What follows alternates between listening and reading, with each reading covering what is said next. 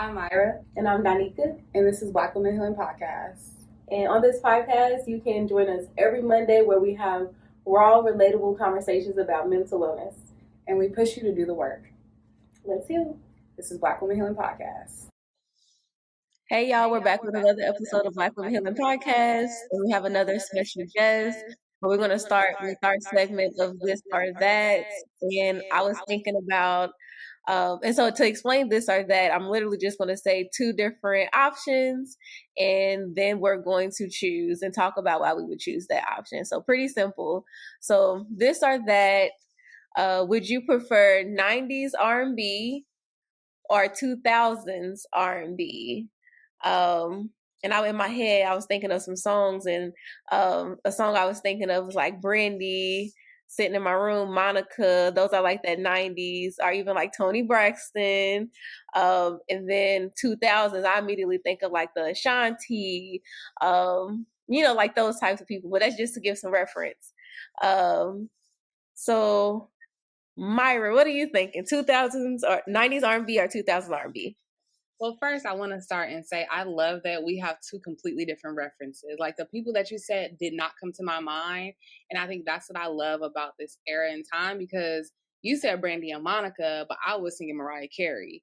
And I was thinking like Jermaine Dupri and the Brat and like all his people. And then when you said the early 2000s, my mind went to just Jagged Edge running everything, Jagged Edge and like Usher. So it's interesting hearing like the two. But as you said it, I thought I was really into 90s R&B, and now that made me realize I'm more into like the early 2000s, because there's pictures of me literally as a kid dancing, and when you asked what song, it was always to like a Jagged Edge, like Where the Party At, like anything pretty much like Jagged Edge or like Cisco. The thong song was my thing. I didn't know what they were talking about, but I sure was loving the thong song. I didn't know they were talking about sandals or what, but anyway. Oh my goodness. The thong sandals. Wow. My mind did not go to thong panties. I don't know what they was talking about, but I was like, that dress is so scandalous. Didn't know what I was singing, but whatever. But I would definitely say the early 2000s, just because I still listen to it. I listen to 90s here and there, but the early 2000s just brings back a lot of memories. And I love dancing. And so as a kid, most of the songs I danced to was early 2000s songs. So yeah. What about you, Danica? Yeah, no, I like both. I think some of the 90s, I feel like I probably, like the 90s R&B, I probably didn't learn until 2000s, maybe even 2010. Even sometimes now, certain songs, I'll be like, wait, oh, that's from the 90s? Like, okay, I really like that song. So I think that when I look back now, it's like, ooh, it was some bangers in the 90s. But growing up, it was mainly the 2000s. And those, like, obviously I was around for and could listen to. I might not knew the meaning of all of them, like you're saying, but most definitely could remember. So, okay, if I had to pick, I actually am going to say 90s. I'm going to say 90s just because I feel like the 2000s is timeless too, but the 90s just felt more connected to like that rhythm and blues. Like when I think of it, I feel like, what'd you say? What's the top song that comes to mind? To be honest, I want to say Escape, like just kicking, just oh my goodness. I'm thinking of like Kelly Price, like Faith Evans, like come on, like them is the people, like you listen to a Faith Evans song, Kelly Price, even the song it could be about happy. You want to cry just because they sing so good. Like, I don't know. I'm going to say 90s R&B. What about you, Valerie? I got to go with the 90s. I got it. I mean, In Vogue, what are we talking about? I mean, do we get any better than that? And plus, I mean, I'm going to date myself, but I went to college. I went to Spelman in 98 and 99 and right when a lot of Lauryn Hill music was hype. I mean, that crossed lots of genres, but I think the 90s are just classic. Definitely. Well, thank you so much for engaging in our little activity, this or that. And so Let's get started. Yeah, I most definitely am excited to introduce our guest. So today we have Valerie Cordero. She is a dynamic nonprofit leader, mental health advocate, and ethnomusicologist. After dedicating several years of her life traveling to and studying arts and culture in Havana, Cuba, she began her nonprofit career at Families for Depression Awareness. Valerie accepted co-executive director leadership at FFDA in 2016, and since then has become a prominent voice for suicide prevention, mental health parity, and health equity. Valerie has advanced national discussions of mood disorders and has been featured on major media outlets such as Reader's Digest, Better Homes and Gardens, and New York Magazine's Vertical The Cut. In 2023, she presented at several conferences, including the Suicide and the Black Church Conference, Psych Congress, Black Mental Health Symposium, and the National Federation of Families Annual Conference. Valerie draws from her decades of experience to champion the role of the mental health family caregiver and advocate for culturally responsive, affordable, and accessible mental health care. Valerie received her BA from Spelman College and her MA and PhD degrees in ethnomusicology from UCLA. Her volunteer roles have included serving on advisory and nonprofit boards. Valerie utilizes her Spanish-speaking skills to make cross-cultural connections in her community. Valerie, this bio, oh my goodness. You didn't have to read the whole thing, but yeah, that's all me. We needed to hear this. We needed to hear this. Oh my goodness, you've done so much. And so we're so thankful to have you today. And we just want to go ahead and jump in. So can you define mood disorders in layman terms so that our audience really understands what that means? Absolutely.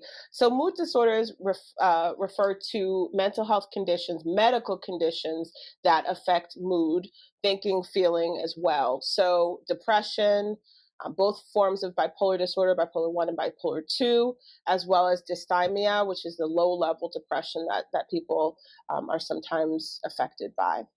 So this is to differentiate those mental health conditions from other psychiatric conditions, or let's say anxiety disorders, and other conditions that people might be affected by. Thank you for breaking that down, because I feel like oftentimes people just don't understand disorders as a whole. So when we are talking about mood disorders, I wanted to make sure they understood that. And so just leaning a little bit more into your work, what prompted this journey for you as far as like stepping into this space and then deciding to do this work that you do? So I come from a family, I'm a Black woman. I come from a family of Black people. And unfortunately, our family has been touched by, like a lot of other families have been touched by, depression and bipolar disorder. Also had a suicide of a loved one when I was very young. And so the topic has always affected me personally. I also saw how it affects us as a people, and the repercussions of not talking about mental health or pushing it under the rug, or not understanding how depression or bipolar disorder can affect us and affect our children and affect people for generations to come. That's something I really wanted to dedicate my life to raising awareness of. And I also truly believe in the power of families in the work I do, but also within the Black community. And that if you have a strong family unit, whatever that looks like, it doesn't have to look the same for every family, but if you have a strong family unit, you are in a much more powerful position to address issues of any kind of health condition, but certainly mental health condition. If you have your allies behind you, your parents, your grandparents, your cousins, your siblings, if you're all on the same page about addressing a mental health condition, that can put you in so much more powerful position. So I did not go to school, as people heard from my bio. This is not what I went to school for. I was focused on music for the majority of my academic career. And when I finished my PhD and was just kind of looking at what was out there for work, for jobs and employment, I found that a lot of my skills that I had developed being in higher education and going through a PhD process were transferable to the nonprofit world. And so I was already writing grants and talking to people and gaining the trust of community members in order to do my research and connecting with people. So all of those skills transferred really easily to the nonprofit world. I've also found, as somebody who was interested in and wanted to have a family and be an active mother, that nonprofit, the structure of at least the nonprofit I work for, has been very conducive to having that work experience and being able to be a working person in the world, a woman, but also have time to be a mom and to be active in that role as well. Yes, thank you for sharing that. And so, to dive a little bit deeper into just the work that you do, how has it impacted your mental health specifically, both the pros and the cons? Well, I'll speak generally about nonprofit work first, and then I can talk about the nonprofit work that I do. So nonprofit work is definitely not for the faint of heart. And nobody gets into nonprofit work, I think, to be rich, because you're not going to be rich working for the greater good of society. But it's very fulfilling work, and you can find a lot of meaning in your work if you are doing something that will ultimately be helping others, especially if you're helping a community of which you're a part. Working in a mental health related nonprofit has its own challenges. A lot of what we do at Families for Depression Awareness is support families that are dealing with a mood disorder and something is not going right. Nobody ever calls us and say, hey, just want to let you know that everything's great in my family. Thank you so much for existing. They're getting in touch with us because they have a loved one who maybe has not been diagnosed, and they think that maybe something's going on. Maybe they have a mental health condition, but they're not sure. And so they're looking for guidance. Or they're somebody who there's a separation, a fracture in the family because maybe there's not agreement about what to do. The loved one, let's just say, has been diagnosed with bipolar disorder, but mom and dad don't agree. Sister doesn't agree with how they should best be supporting that loved one. And then sadly, also, we help families or talk to families and encounter families who have lost somebody to suicide. And so on anybody who has an empathetic kind of spirit, it can be very challenging to do that work. You have to be careful to protect your own space and protect your own emotions, because it's very hard to do this work and to hear these stories and not be affected personally. And as somebody who has had some of the very parallel experiences within my own family, you can, of course, identify with those that we help, and it can be challenging emotionally. The payoff, however, is when you know that you've had a positive impact on somebody's life. You know that education that you're providing is making a difference for somebody, and maybe unifying people that might have otherwise been torn apart by a mental health condition or by suicide loss. So there is an altruistic side of it, and there is an emotional benefit to knowing that you're helping people. You just have to be very, very careful to not burn out yourself and to not become depressed yourself doing work like this. Yes, definitely. I think that I know we are going to talk about this political season just a little bit, and so I don't want folks to be like, wait, what just happened?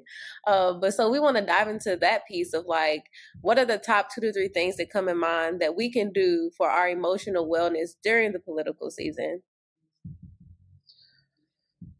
This is going to be a rough next few months. We are in a political season that's very charged, and where people feel passionately on all the issues that are confronting us, from international relations to abortion to voting rights, to inflation. I mean, people feel very passionately about this. And within families, we can't assume that everybody feels the same way. And this goes for Black families or any families. You might have people within the family that disagree politically or on social issues. So protecting your emotional wellness during a political season like this is something that you have to take seriously, because you might turn around one day and say, wait a minute, why am I so sad? Why am I so despondent and hopeless about my future, about my children's future? And if you can correlate that to, I've been watching a lot of opinion news TV lately, you might be able to make some connections that, okay, I need to not disengage, because we don't want to encourage people to not be part of the political process and not be aware and informed. But you have to balance that with a few things. So keeping in the forefront of your mind what you can and can't control, I think that's a good first step. You can control voting on a personal level. You can vote. You can become informed of the political process.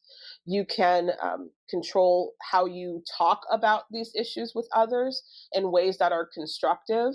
I tend to believe that there is not a whole lot of constructive political discourse that happens on, 250 characters at a time. I think sometimes these issues have to be discussed in a way that you can actually make a difference. Otherwise, you're just spewing your opinion on others, and they're spewing their opinion on you, and you're combative, and that's something that doesn't really help your own emotional wellness. Even if in the moment you get the endorphin rush of telling somebody that they're wrong and that their opinion is stupid, I don't think that gives you a good long-term emotional wellness.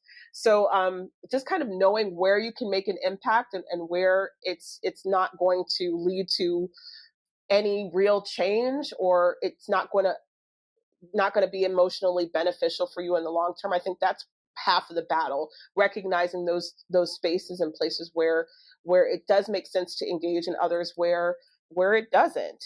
So those are a couple things that you should be aware of, and then really be aware of how much you are spending of your own emotional time and wellness in engaging in these discourses. If it's part of your job, if you work in political advocacy, or you work for a particular candidate, I think it's unavoidable.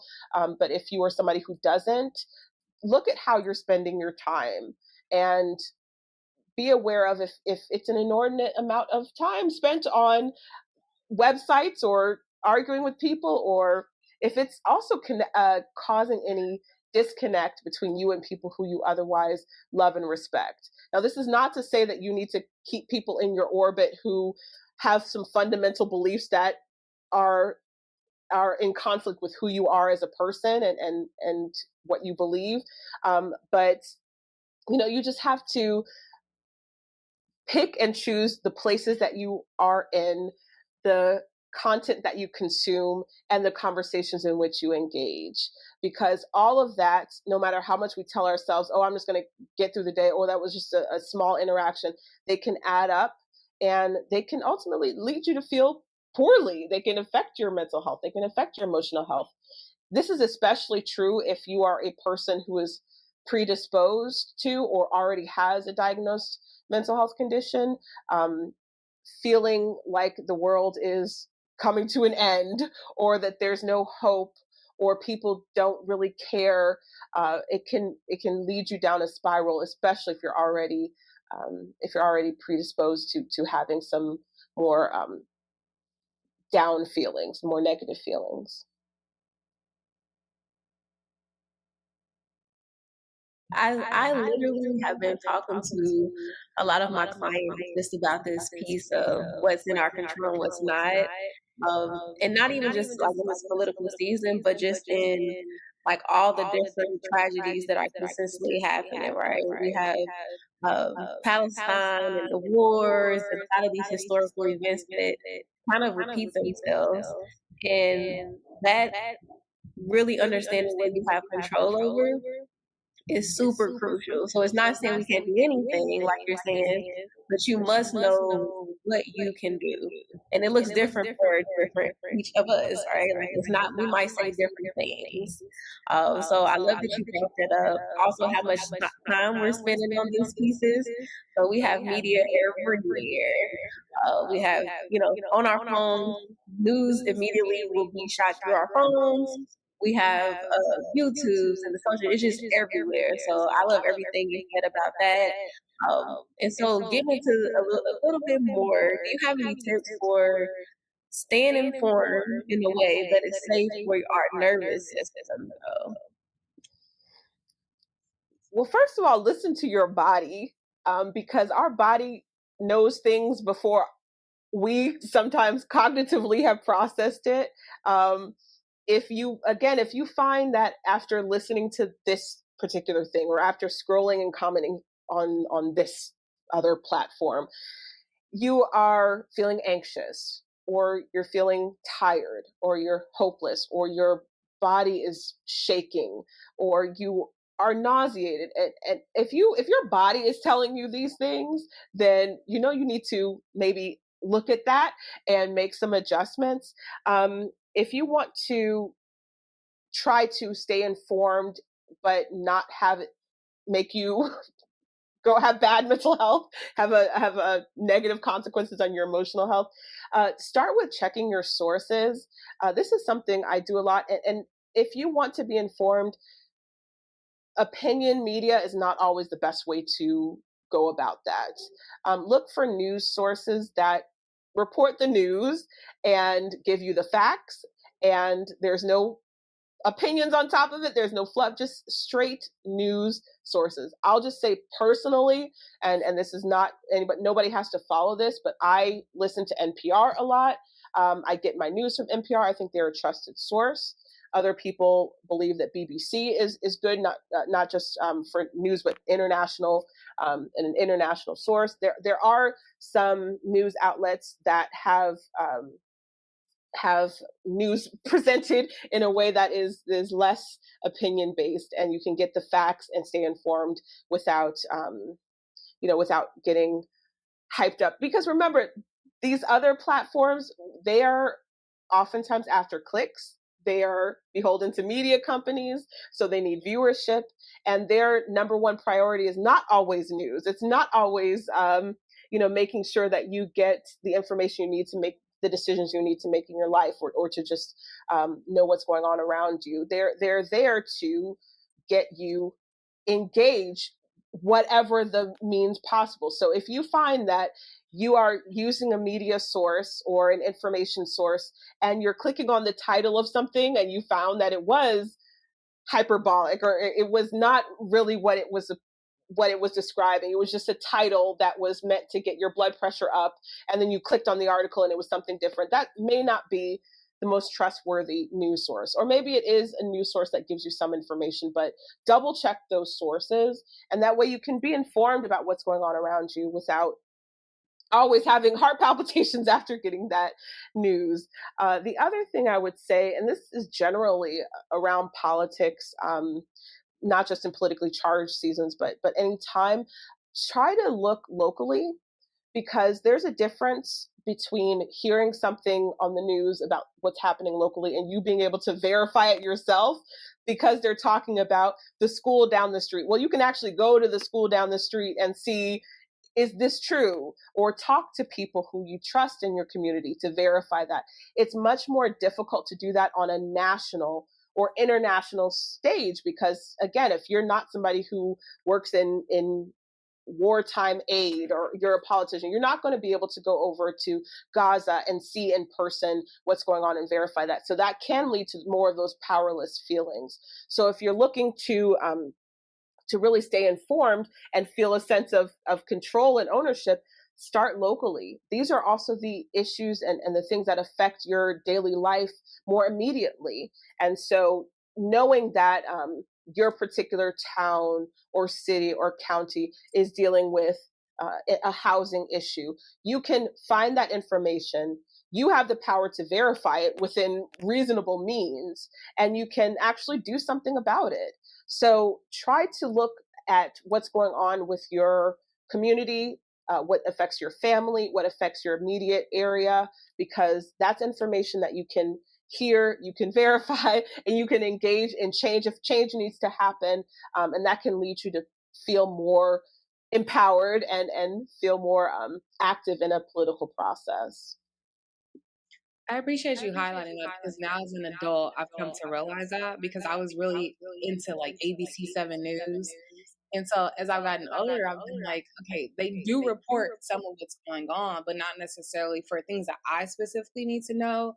And just learning from like my elders within the community of like where they get their information from, like in Inglewood in particular, there is a website, a Facebook, and an Instagram called Two Urban Girls, and they report things that are going on in inner cities specifically. And so I've been really thankful to come across platforms like that, where it's literally two women and they're going out, finding out things that are going on in the community. They're keeping us aware, even as far as like the mayor is doing some stuff that should not be being done right now in my community. And so they're telling us exactly what's going on, and they're bringing the facts in, and I'm actually able to verify these things based off of what they say. So I just want to highlight, like, as an adult, I'm happy that you're highlighting that, because that's not something that I grew up knowing, being that my parents, they just watch the news.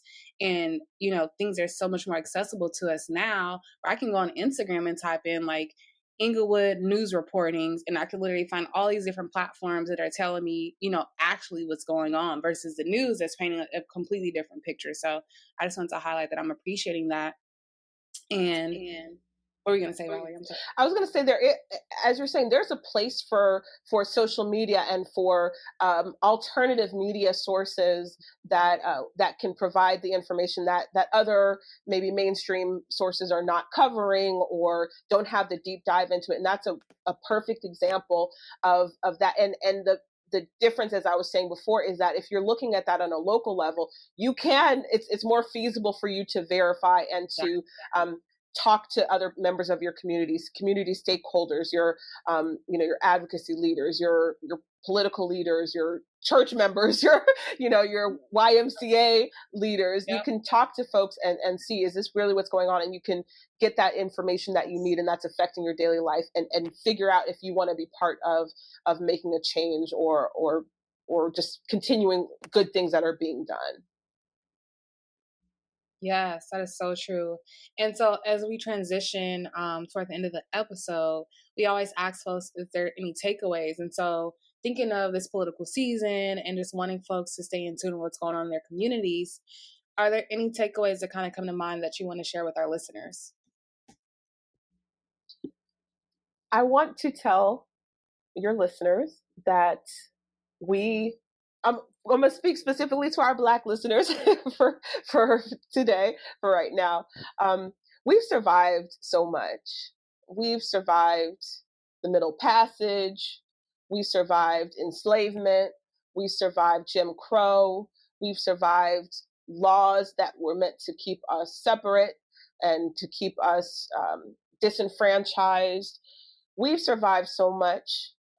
This political season feels particularly bad, but it's not unique in the experiences that we've had as Black people in America, in that the system was never really made to serve us, and we were never meant to benefit or let alone exceed and do wonderful things and be healthy and strong and engaged and politically powerful and economically powerful. It was never meant to serve us in that way. And so we have had to struggle to have our voices heard, to have our rights, and we've survived. So we can survive whatever happens that comes after this season. I don't want to assume anybody's political affiliation, but whatever you think and whatever you believe, we will survive as a people. It's so important for us to invest in our mental health and our mental wellness for times like this, because we need to be able to have our inner strength, and we need to be able to take care of ourselves as Black women. We need to be practicing our self-care regularly. We need to be doing, even if it's 10 to 15 minutes every day, even if it's just saying no when we feel societal pressure to say yes. We need to be having those practices going on a regular basis, so that when laws come down that we don't agree with, so that when politicians are elected that we wish were not, or when things are going wrong, we have a sense of ourselves and we are centered and we are healthy and we can weather those storms. So it's really important for us to have those practices in place, and to also implement them in the families that we are in. And whatever you can do within your family to make sure that everybody is mentally healthy, mentally well, will ultimately benefit us when times are hard, when times are tough. remember that in a political season like this, you will have people in your own family that you disagree with on one issue or another. Don't let it tear you apart. If it's not if you are somebody who is LGBTQ and you have somebody who hates LGBTQ people, I'm not telling you to keep them in your, keep them around you and subject yourself to abuse. But if there are issues that can be worked through or can be gotten past, try to do that to maintain those relationships. But when you need to set boundaries, when you need to have space from people, even in your family who might be more on the toxic side, implement those boundaries so that you can stay healthy. And just remember that you deserve your own good mental health, and you need to do whatever you can to protect it, while also loving your family, loving your community, and doing what you can to make the world a better place. Yes. Thank you so much, Valerie, and thank you for joining us today. And that is it for this week's episode of Black Women Healing Podcast.